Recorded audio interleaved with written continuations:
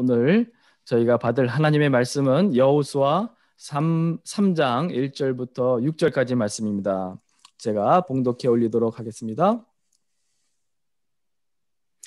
또 여호수아가 아침에 일찍이 일어나서 그와 모든 이스라엘 자손들과 더불어 시딤에서 떠나 요단에 이르러 건너가기 전에 거기서 유숙하니라. 사흘 후에 관리들이 진중으로 두루다니며 백성에게 명령하여 이르되 너희는 레위 사람 제사장들이 너희 하나님 여호와의 언약궤 매는 것을 보거든 너희가 있는 곳을 떠나 그 뒤를 따르라. 그러나 너희와 그 사이가 거리가 2000 규빗쯤 되게 하고 그것에 가까이 하지는 말라. 그리하면 너희가 행할 길을 알리니 너희가 이전에 이 길을 지나보지 못하였음이니라 하니라. 여호수아가 또 백성에게 이르되 너희는 자신을 성결하게 하라.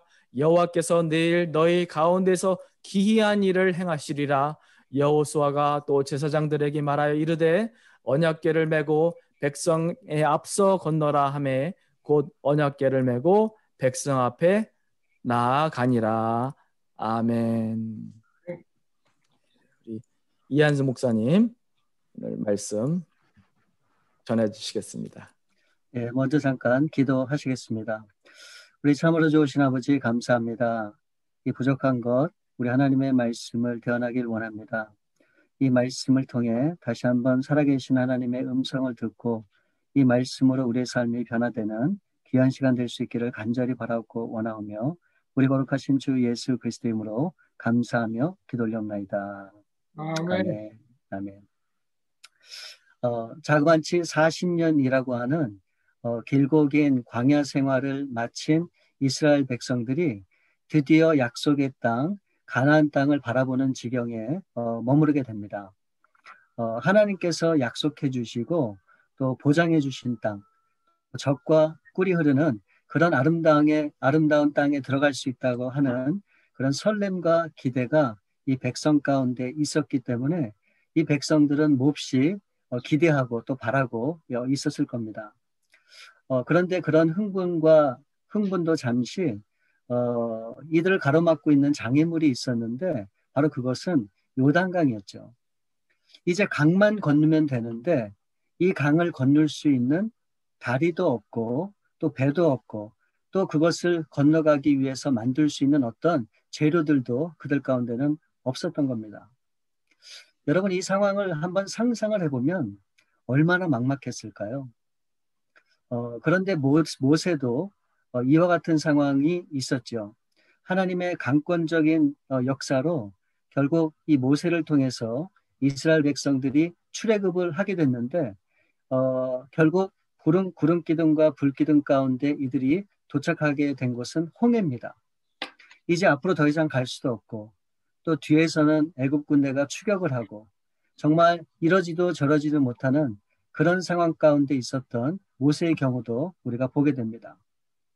사실 장소만 바뀌었지 이 여호수아가 직면한 지금의 이 상황은 모세 때와 너무나도 똑같은 것을 우리가 분명히 알 수 있죠.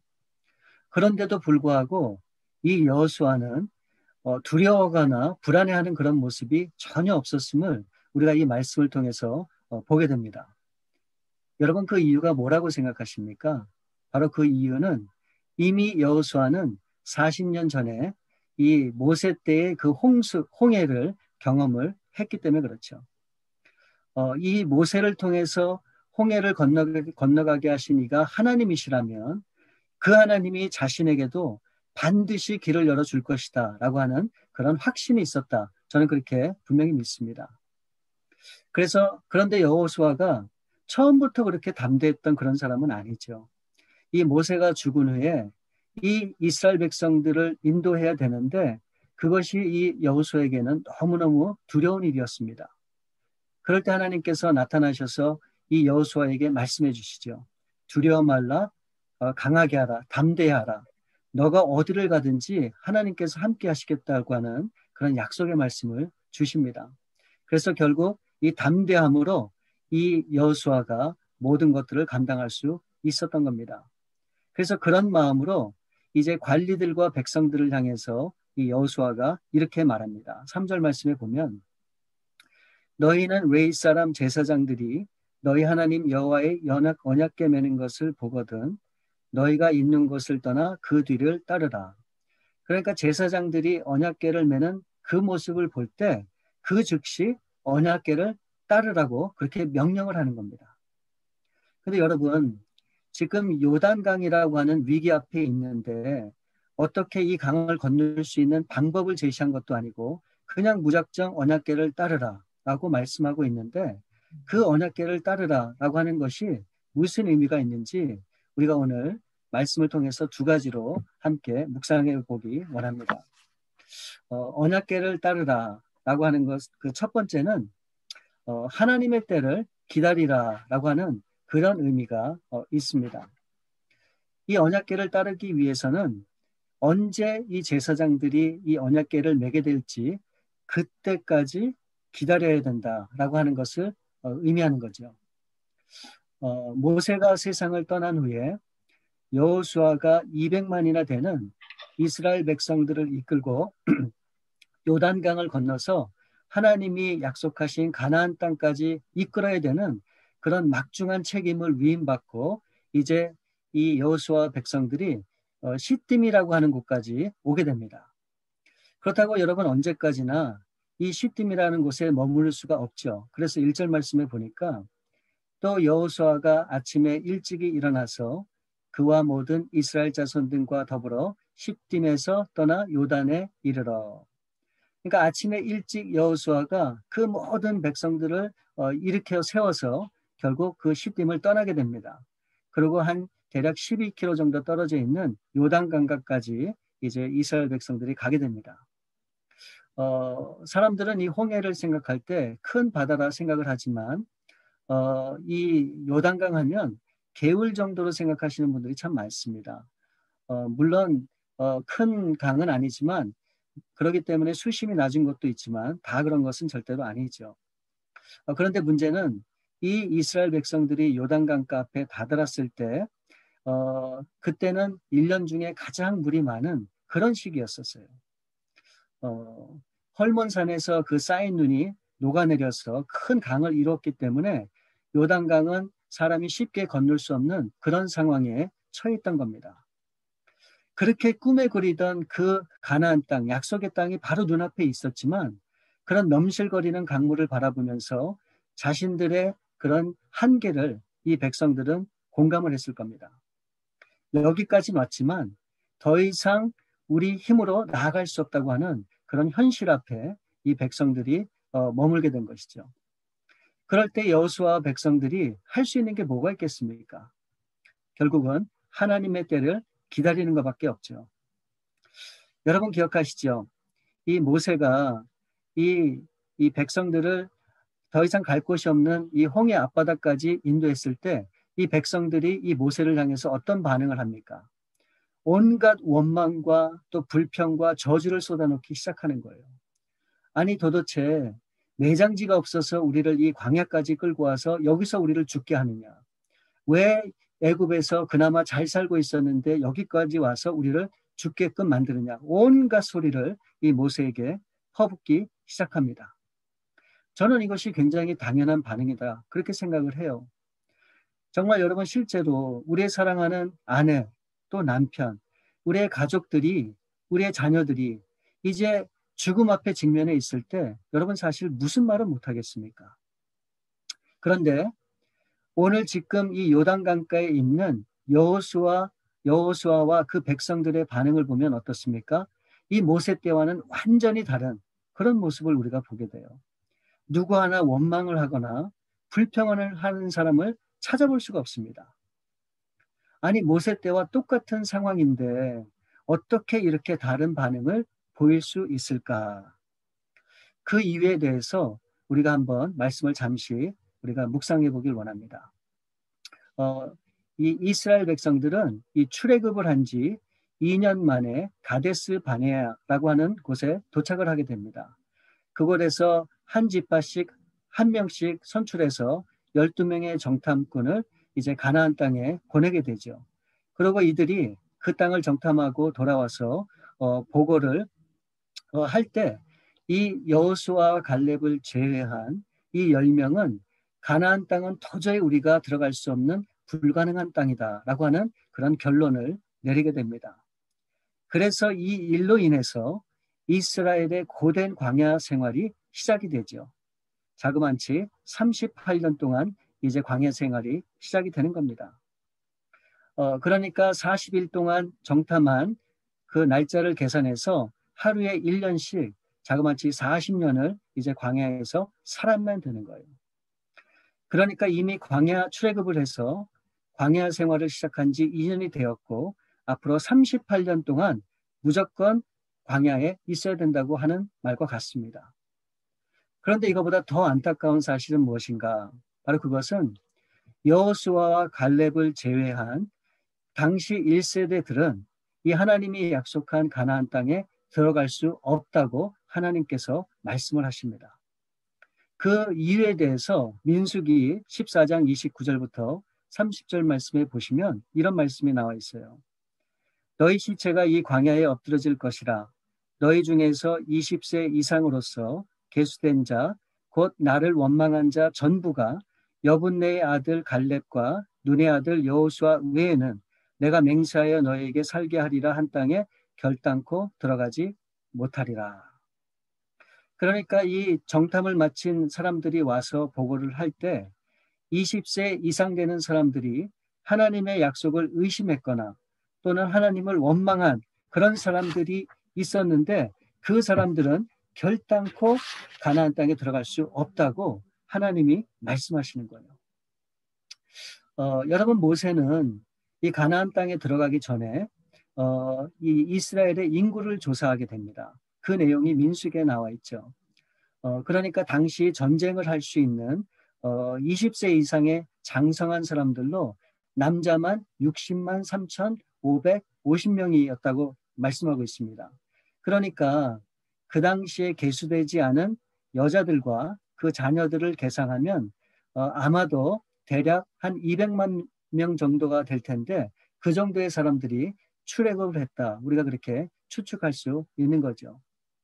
그러니까 여기서 중요한 것은 하나님께서 20세 이상의 사람들은 가나안 땅에 들어갈 수 없다고 하셨기 때문에 이 최소한 인구조사에 나타난 당시 20세 되는 60만 3,550명은 어떻게 됩니까? 이 여호수아 갈렙을 제외하고 다 광야에서 죽었다고 하는 얘기예요. 그러니까 이 시내산에 있는 데서 인구조사를 했고 이제 38년이 지나서 이 여호수아와 백성들이 요단 강가에 있는 겁니다. 그러면 지금 이 강가에 있는 사람들은 어떤 사람들일까요? 그거를 우리가 잠시 계산을 해보면 너무 쉽게 알 수 있죠. 당시 20세 미만의 사람들은 가나안 땅에 들어갈 수 없다고 했기 때문에 지금 그 자리에 있었던 사람들은 최소한 모세 당시에 19살 이하의 사람들입니다. 그러니까 그 당시에 19살이었던 사람이 이제 광야 생활 38년을 다 보내고 지금 요단강 앞에까지 나왔으니까 19 플러스 38년을 더하면 바로 57세가 되는 거죠. 그러니까 당시 여호수아 갈렙을 빼고 최고 연령자는 57세였다라고 하는 것을 우리가 짐작해 볼 수 있는 겁니다. 그래서 저는 그 생각이 갑자기 들었어요. 모세 당시 20세 미만에 있었던 청년들이나 청소년들 또 광야에서 태어난 그 아이들은 도대체 이 광야에서 무엇을 보고 무엇을 경험했을까? 여러분 그들은 매일매일 40년 동안 하나님이 낮에는 구름 기둥으로 밤에는 불 기둥으로 인도하는 하나님이 살아계시고 인도하신다고 하는 것을 분명히 경험을 했어요. 또한 매일매일 필요한 양식을 하늘에서 공급해 주시는 하나님의 그런 은혜를 또한 경험을 했습니다. 또 반석에서 물을 내시는 것을 경험했고 또 자그마치 40년 동안 한 번도 옷과 신발이 헤어지지 않는 정말 엄청난 기적도 그들이 경험을 하죠. 결국 이 모든 것들을 통해서 이 젊은 세대들이 분명히 알고 있었던 것은 무엇입니까? 하나님은 살아계시고 그 하나님은 우리 가운데 역사하시는 하나님으로 분명히 믿었던 거예요. 반면에 또 이들이 경험한 것이 뭡니까? 이 자녀들이 사랑한 그 부모님, 엄마, 아빠, 또 이웃과 가족과 이 친족과 그 모든 사람들이 하나님을 원망하고 하나님 앞에 불평하다가 결국은 죽게 되는 것을 다 경험을 합니다. 또 하나님이 살아계심에도 불구하고 금송아지를 만들어 그것을 숭배하는 것을 이 자녀들이 또 경험을 하죠. 또 간음하다가 하루에 2만 3천 명이 죽고, 또 주님을 시험하다가 이 뱀에 물려서 죽고, 또 하나님을 원망하다가 죽는, 결국 하나님 앞에 죄를 짓고 불순종해서 심판당하는 그런 모습들을 이 자녀들이 두 눈으로 똑똑히 경험을 했던 거예요.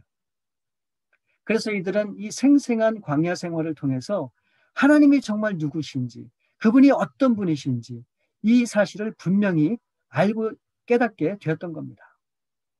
여러분, 이들의 믿음과 신앙은 결코 우연히 만들어진 것이 아니에요.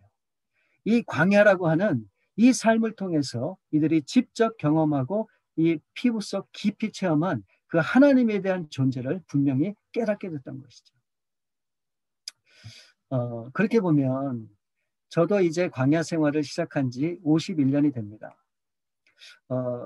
저희 믿음과 이 신앙을 생각해 보면 참 너무나 부끄러울 때가 참 많습니다. 그렇게 많은 하나님의 은혜와 그런 손길을 경험했으면서도 아직도 아무것도 아닌 것에 욕심부리고 또 자존심을 세우고 또 걱정도 하고 또 염려도 하는 제 자신을 볼 때 참 부족하다라고 하는 생각을 할 때가 너무너무 많습니다. 여러분, 분명한 것은 이 땅은 우리의 삶의 종착역이 아닙니다. 이 땅의 삶은 어쩌면 이스라엘 백성처럼 지나가는 광야의 인생과도 같다라고 하는 그런 생각이 참 들 때가 많아요. 여러분, 우리가 어차피 지나가는 광야라면 이 광야를 통해서 우리가 어떤 삶을 살아야 될까요? 정말로 우리는 영적으로 성숙한 그런 신앙으로 분명히 자라야 되는 겁니다. 지금 여러분 요단강을 마주한 이 여호수아의 백성들의 모습을 보십시오. 뭐 성경에는 안 나와 있지만 저는 상상을 해봐요. 얼마나 담대하고 강한 믿음으로 그 자리에 있는지를 모르겠습니다. 여러분, 그들은 그와 같은 분명한 하나님을 경험했고 그 하나님을 신뢰하는 믿음이 있었지만 그들은 자신들의 생각과 계획으로 움직이지 않아요. 그들은 무엇을 합니까? 묵묵히 하나님이 어떻게 일하시는지 그 하나님의 때를 기다리고 있는 모습을 우리가 보게 되는 겁니다. 우리가 신앙생활할 때 가장 많이 실수하는 것이 무엇인가 생각해 보면 하나님의 그런 때를 기다리지 못하는 것 같아요. 그렇다고 우리가 두 손 두 발 다 놓고 우리가 해야 될 바를 하지 않고 마치 나무에서 감이 떨어질 때까지 입을 벌리고 기다리는 것처럼 우리가 그런 것을 이야기하는 것이 절대가 아니죠. 우리가 최선을 다해야 되지만 우리가 하는 최선이 정말 하나님의 뜻 가운데 하나님이 원하는 최선이 되어야 된다라고 하는 것을 말씀드리는 겁니다. 여러분, 사람은 누구나 실수하기 마련인데 우리의 실수를 최소화할 수 있는 방법이 있다면 바로 그것은 하나님의 때에 행하는 것이라 저는 그런 생각이 들었어요. 내가 정한 시간과 계획은 완전하지 않기 때문에 그것이 잘 되든 잘 되지 않든 하나님 앞에 영광이 되지 못하지만 여러분, 하나님이 정하신 때 바로 그때 믿음으로 행하게 되면 하나님이 책임지시기 때문에 그 모든 것이 하나님 앞에 영광이 된다고 하는 사실을 우리는 기억을 해야 됩니다. 그러므로 이 제사장이 언제 이 언약궤를 메는지 우리는 그것을 집중해서 봐야 되고 그때까지 우리는 묵묵히 하나님의 일하심을 기다려야 되는 거예요. 지금은 이 코로나19로 인해서 참 많은 어려움을 겪습니다. 그런데다가 이번 대통령 선거로 인해서 정말 사람들 마음마다 초조하고 불안한 마음을 감출 수가 없는 것 같아요. 여러분, 이런 세상 가운데 저와 여러분, 우리 믿는 사람들이 무엇을 해야 될까요? 어떻게 하는 것이 하나님 앞에 영광이 될까요? 여러분, 제가 생각하는 것은 우리는 이 세상이 혼돈하고 복잡하고 어려울 때일수록 더욱더 하나님의 언약궤에 초점을 맞춰야 됩니다. 그 언약궤가 언제 어디로 움직이는지 우리는 그 언약궤를 주목해서 바라봐야 됩니다. 그리고 우리는 그때까지 기다려야 됩니다. 그런 기다림의 은혜가 저와 여러분 가운데 있기를 우리 주님의 이름으로 축원을 드립니다. 언약궤를 따라간다고 하는 것, 바로 그것은 하나님의 때를 기다리는 것이고, 함께 나눌 두 번째는 하나님의 말씀을 순종하는 겁니다. 여러분, 드디어 기다리고 기다리던 이 하나님의 음성이 들려와요.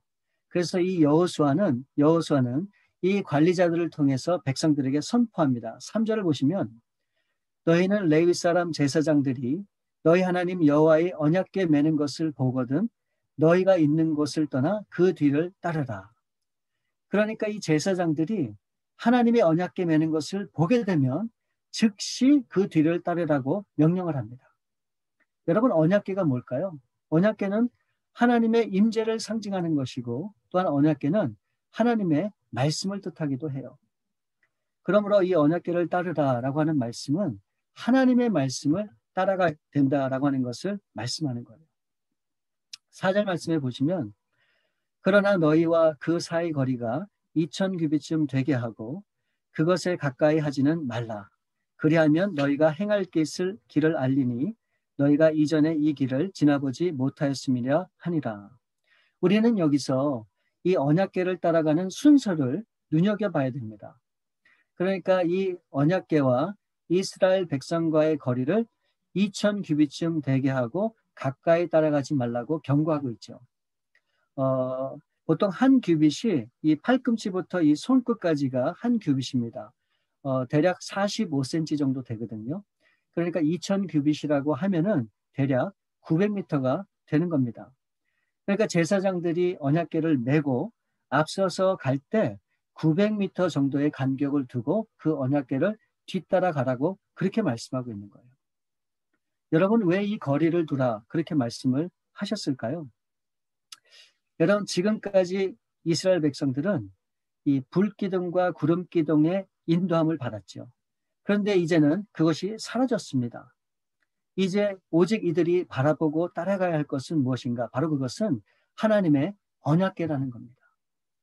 이 언약궤는 뭡니까? 하나님이시죠. 하나님은 거룩한 분이십니다.